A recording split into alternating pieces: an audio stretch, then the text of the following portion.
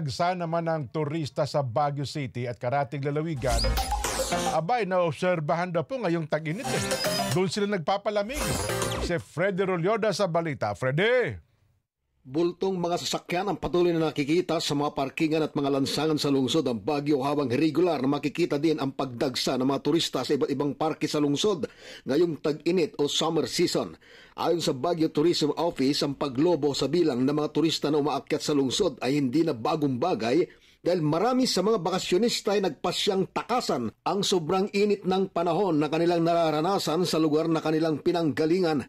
Matatandaan na pumalo sa iba't ibang lalawigan sa bansa ang 43 to 45 degrees Celsius bilang heat index, kung saan ang siyudad ng Dagupan, Pangasinan na isa sa tinamaan ng dangerous level ng heat index na pumalo sa 51 degrees Celsius ayon sa Pag-asa.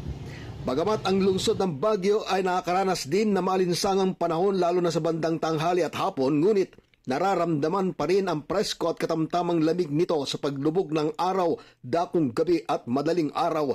Isa sa lugar na kinagigiliwang puntahan ng mga turistang nais mag-relax at may sagawang pamamasyal kasamang pamilya at barkada ay ang Burnham Park. Sa obserbasyon dahil sa luntian nitong lugar, mapuno at nasa tabi ng ilog, ay nalilimitahan din ang nararamdamang alinsangan sa katawan, kung saan ay masaya sa paglalaro mga kabataan at magkakasama sa bonding at pag-oobserba sa kapaligiran ang bawat pamilya.